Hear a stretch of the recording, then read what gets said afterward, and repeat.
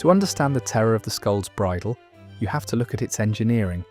This was a piece of crude but highly effective punishment technology, usually forged by the local blacksmith. It wasn't just a mask, it was a carefully designed instrument of constant, agonizing pain. The most crucial component was the Brank, or the tongue plate.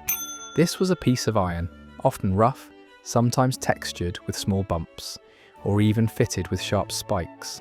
This plate was fixed to the inside of the mask and clamped directly over the tongue. The effect was immediate. The moment the victim tried to speak, or even move their tongue to lick their lips or swallow, the tongue would be lacerated or severely bruised. Speaking was impossible without causing yourself intense, self-inflicted pain.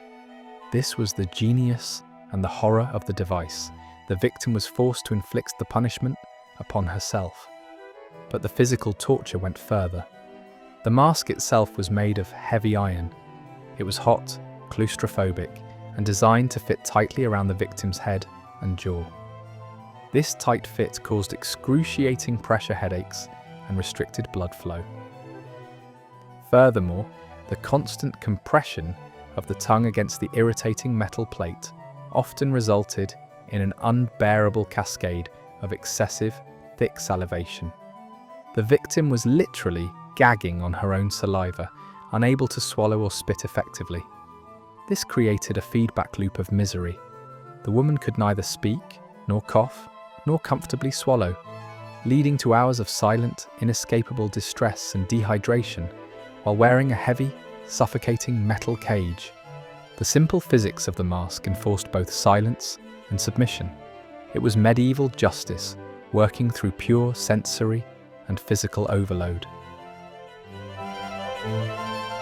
The spectacle of shame. The most insidious feature of the Scold's bridle was not the pain it inflicted, but the shame it guaranteed.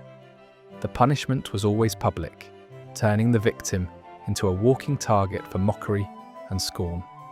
Historical records, particularly from the 17th century Scotland and England, reveal that the bridle was almost exclusively used as a gendered tool of oppression.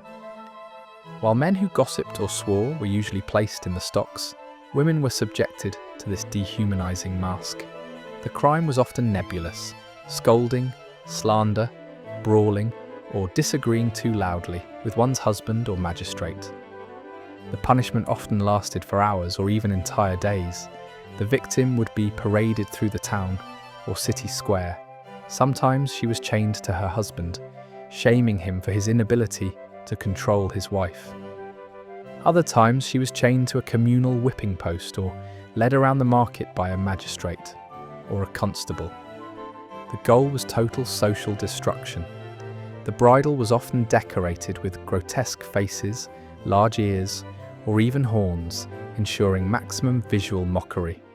Some bridles were fitted with bells, so the victim's movements announced their humiliation to the entire parish.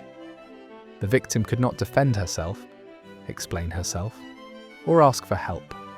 Her reputation and her standing in the community were permanently destroyed by the public spectacle.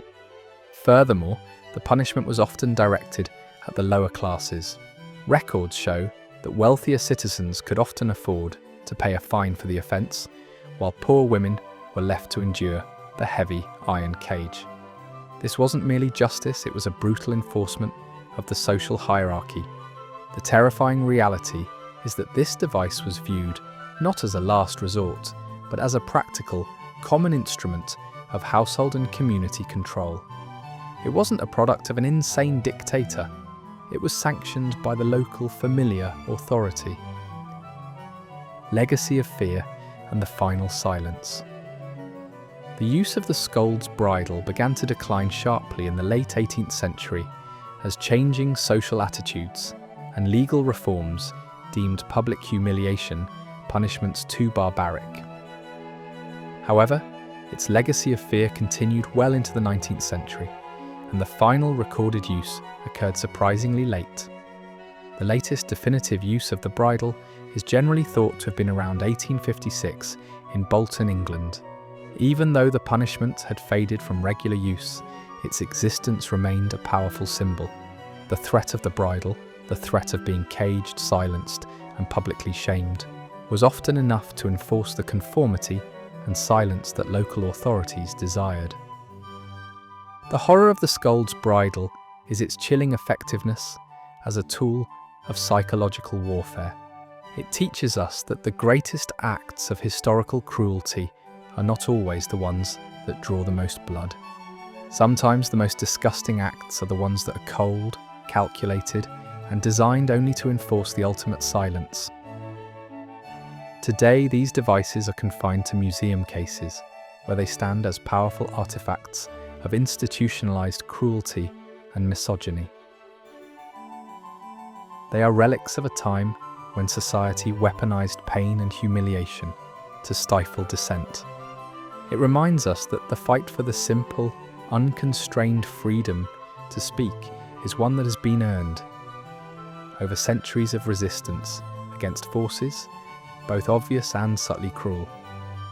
The Brank may be gone, but the history of trying to silence the inconvenient voice remains a profound and frankly disgusting truth. What other horrifying, non-lethal punishments from history should we investigate next? Let us know in the comments below. And if you want more science-driven, unsanitized history, be sure to hit that subscribe button now.